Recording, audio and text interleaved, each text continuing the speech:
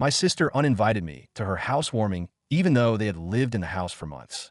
We're only inviting successful people, she sneered. Today, she learned who just bought her husband's company. I watched as her face turned pale when I walked into the boardroom. Surprised to see me, sis? I should have known. Should have expected it from her. But somehow, I still let myself believe for just a second that family meant something. That despite our history, she wouldn't sink this low. But then I read the message. We're keeping the guest list exclusive. Only successful people, you understand. That was my sister, Vanessa. Ice cold, ruthless, and dripping with condescension. The worst part? She didn't even try to soften the blow. She wanted me to know exactly where I stood in her world. Unworthy. I let out a slow breath, staring at the glowing screen in my hand. She had always been like this. Ever since we were kids, she needed to be better to be the one in control. I used to fight it, used to care, but somewhere along the way, I just stopped, and she took that as a win. But life has a funny way of shifting the balance of power. Vanessa and her husband, Richard, had been living in their new house for months. A lavish mansion in the best part of town, the kind of place designed for showing off. And now, they were finally throwing their grand housewarming party. The guest list? Handpicked for prestige. I wasn't on it, and that would have been fine. Really, I had no interest in sipping overpriced champagne with her smug friends. No interest in pretending I belonged in her perfectly curated life. But the way she said it, asterisk only successful people, asterisk that stung. Because she knew I'd been struggling. Knew that after mom and dad passed, I'd spent years clawing my way through financial ruin, paying off their debts, sacrificing my dreams just to survive. And she reveled in it. To her, success was measured in wealth and power. If you weren't winning, you didn't matter. So I did what I always did. I swallowed the hurt and moved on. At least, that was the plan. Then fate handed me an opportunity, and I took it. 2 months later, the boardroom was silent. The kind of silence that stretched, thick and suffocating, as realization sank in. Vanessa sat at the long, polished table right next to Richard. Her perfect posture suddenly rigid, her expression frozen in place. She was trying to keep it together, to pretend she was still in control. But her hands gripped the edge of the table just a little too tight. Because she saw me, and she knew. I stepped forward, letting the weight of the moment sink in. My heels clicked against the marble floor, sharp, deliberate. Every executive in the room watched, waiting. Surprised to see me, sis? Her face drained of color. Richard shifted in his chair, clearing his throat. This is some kind of joke, right? He let out a short, forced laugh, glancing at the other board members for support. No one returned it. Not a joke, I said smoothly, sliding into the chair at the head of the table. My chair now. Because as of this morning, I own the company. Vanessa's lips parted, but no words came out. She turned to Richard, eyes burning with unspoken panic. He had no answers for her. For the first time in her life, she was powerless. And I wasn't going to let her forget it. Vanessa blinked. Once. Twice. Her mind raced. I could see it in the flicker of her eyes, the tightening of her jaw. She was scrambling for control, searching for some loophole, some way to twist the situation back in her favor. I almost felt sorry for her. Almost. Richard, on the other hand, was an entirely different kind of mess. His face was beet red, his fingers drumming nervously against the table. He opened his mouth, closed it, then finally managed, This is ridiculous. There's no way. I cut him off with a smile. No way I could afford it. His mouth snapped shut. I leaned forward, resting my elbows on the glossy surface of the boardroom table. See, that's the problem, Richard. You never paid attention to the details. If you had, maybe you'd have noticed that your company was bleeding money. That certain minor financial setbacks were actually massive structural cracks. I turned my gaze back to Vanessa, watching as her perfect facade continued to crack. You always looked down on me, sis. Thought I was weak. A failure. But while you were busy playing queen of your little social circle, I was rebuilding. Working. Waiting. Richard glanced at his CFO, a wiry man who looked ready to bolt from the room.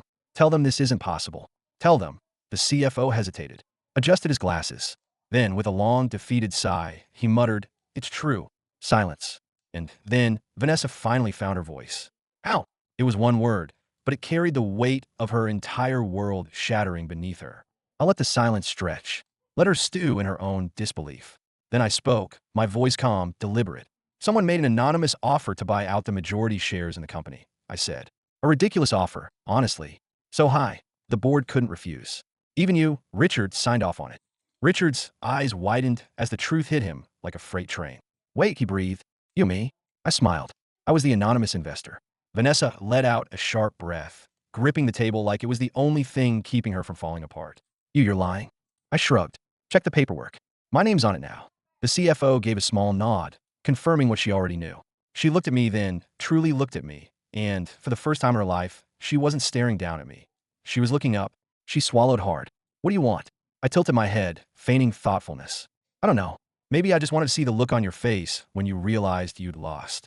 Her fingers curled into fists, nails digging into her palm. You think this is funny? Oh, I think it's poetic, I said, leaning back in my chair. See, you didn't just lose a company today. You lost your golden safety net. No more effortless luxury. No more playing successful socialite, while Richard does all the heavy lifting. And no more looking down on me from your glass castle. She turned to Richard now, desperate. Fix this. But Richard was still staring at the table, his mind racing through all the ways this could ruin him, because he knew what came next. By the way, I added, casually flipping through the stack of documents in front of me. I'm making some changes around here. Richard, you're out. His head snapped up. You can't. I can, I said smoothly. And I just did. The silence that followed was thick, suffocating. Then Vanessa did something I didn't expect. She laughed. A low, bitter chuckle. She shook her head, her lips curling into something between a smirk and a grimace. You think you've won, don't you? I met her gaze, unwavering. Haven't I? Her expression darkened. This isn't over. I arched a brow. Oh, what are you going to do, Vanessa? Sneer me harder?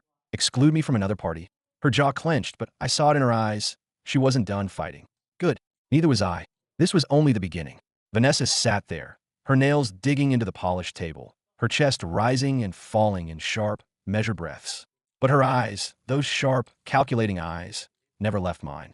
This isn't over, she had said, and I believed her, because Vanessa wasn't the type to accept defeat. No, she was the kind who turned setbacks into vendettas. The kind who, even when backed into a corner, would find a way to sink her claws into something or someone. I could almost hear the gears turning in her head, the desperate search for leverage. Richard, on the other hand, was still stuck in stunned silence. His entire world had just collapsed in front of him. His company, his safety, his pride was gone, and I had taken it. I stood, smoothing out my blazer, letting the silence stretch just long enough to remind them both who held the power now. Then, with a polite smile, I turned to the rest of the board. I'll expect a full report on all ongoing projects by the end of the week, I said, ignoring the tension still thick in the air. We have a lot of work to do. A few nervous nods, a shuffle of papers. No one dared to look Richard in the eye. I turned back to my sister. You should leave now. Vanessa didn't move. Richard did. He shot up from his chair, fists clenched at his sides, eyes burning with fury. You think you're better than us now? His voice was low, dangerous. I held his gaze, unflinching. I think I played the game better.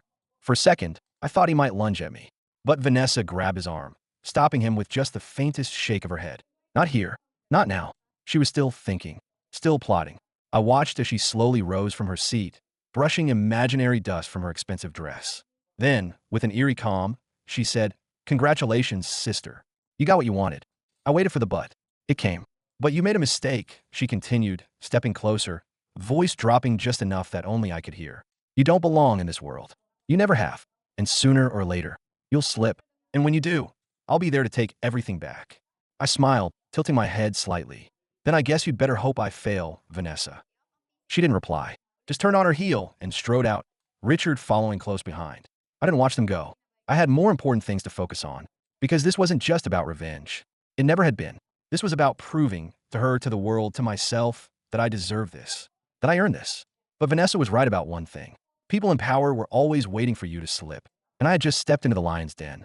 The moment Vanessa and Richard left the boardroom, a heavy silence settled over the table. The executives, most of them still struggling to process what had just happened, sat stiffly in their seats, exchanging uncertain glances. I gave them a moment. Let them sit in it. Let them feel the shift in power. Then I straightened my blazer, took a measured breath, and smiled. Well, shall we get to work? The CFO, a graying man who had probably spent his entire career under Richard's thumb, cleared his throat. With all due respect, what exactly are your plans for the company? A reasonable question. After all, I hadn't spent years in the corporate world like they had. But I had done my homework. I clasped my hands together, leaning slightly forward. First, we stabilize. Richard left this company in worse shape than any of you realize. Overinflated budgets, dead-end projects, a massive hemorrhaging of funds. I'll let my words sink in. That ends today. A few nods. Still hesitant, but listening. I continued. I've already begun reviewing financial reports. I'll be bringing in a few key people to restructure operations. No more vanity projects. No more reckless spending. My gaze swept across the room. Anyone not on board with that is free to leave. Silence. No one moved. Good. Great, I said, standing up. Then let's get started. One by one, The executives filed out, murmuring amongst themselves. I could feel their unease, their skepticism. They didn't trust me yet, but they would. I gathered my things, preparing to head to my new office when my phone buzzed. A message from an unknown number. Enjoy your little victory. It won't last. No name, no context, but I didn't need it. I knew exactly who it was from. Vanessa. I exhaled slowly, locking my phone and slipping it back into my pocket. She wasn't done with me, and I wasn't done with her. The city skyline stretched out before me, lights twinkling against the glass walls of my new office. My office. It still felt surreal. After everything, after years of being dismissed, underestimated, uninvited, I was finally sitting at the top. But Vanessa's message lingered in my mind. She would come for me. That much was certain. The only question was how. A knock at the door pulled me from my thoughts. Come in. The door opened, and one of my newly appointed assistants stepped inside. Ma'am, there's something you need to see. I frowned. What is it? He hesitated, then placed a folder on my desk. It's about the company's financials. Specifically, a set of off-the-books accounts we just uncovered. My stomach tightened. Off the books? Yes. He glanced around, lowering his voice. We think Richard was hiding money. A lot of it. My pulse quickened. So that's what Vanessa meant. I flipped open the folder, scanning the documents inside. Transactions. Fake invoices. A trail of numbers that led somewhere I hadn't expected. And then I saw it. A name. A very familiar name. I leaned back in my chair, my mind racing. Vanessa wasn't just after revenge. She was covering something up. And whatever it was about to destroy her. The name on the document stared back at me, bold and damning. Vanessa Sinclair. I let out a slow breath, fingers tightening around the folder. So, this wasn't just about pride. It wasn't just about revenge. Vanessa had been siphoning money from the company for years. And now, she was scrambling, desperate to bury the evidence before I uncovered it. Too late, sister. I snapped the folder shut and glanced at my assistant. Who else has seen this? Just me, he said. And now you. Good. I needed to think. Move carefully. If Vanessa knew I had this, she'd go for my throat. And if there was one thing I'd learned over the years, it was that my sister never fought fair. I stood, tucking the folder under my arm. I want full copies of these records. Quietly. No one else in the company can know about this. Not yet. My assistant nodded. Understood. As soon as he left, I pulled out my phone. Vanessa wanted a war? Fine. I dialed her number, my pulse steady as the line rang. She picked up almost immediately. I was wondering when you'd call, she said, her voice smooth, unbothered. I leaned against my desk, staring out at the city below. You've been busy, I said. Offshore accounts. Fake invoices. Skimming money from Richard's company while smiling for the cameras. Silence. Then a quiet laugh. Careful, dear sister, she murmured. You don't know what you're playing with. Oh, I think I do, I said. And I think you're running out of time. I could hear the way her breath caught, just for a second. A tiny crack in her armor. But then she recovered. What do you want? She asked. Nothing, I said, smiling. I just thought you should know. Your secret's out. And soon, everyone else will know, too. Her voice dropped, ice cold. You think you can ruin me? I exhaled slowly. No, Vanessa. You already ruined yourself. I'm just making sure everyone sees it. A pause. Then, you don't have the guts to do it. I chuckled. Try me. I ended the call before she could respond. My fingers hovered over the folder once more. The final nail in her coffin. She thought she could erase me. Instead, I had erased her. The headlines came first. Financial fraud scandal rocks Sinclair Enterprises, CEO's wife under investigation. Socialite Vanessa Sinclair accused of embezzlement. Luxury lifestyle funded by stolen company assets. And then the downfall. Richard cut her off. Divorced her within weeks, washing his hands of the mess. Her so-called friends? They vanished, leaving her to drown in the scandal alone. And me? I didn't need revenge. I didn't need to gloat. I had already won. I built something real. Earned my place. And as for Vanessa? She was left with nothing. Just like she had once wished for me.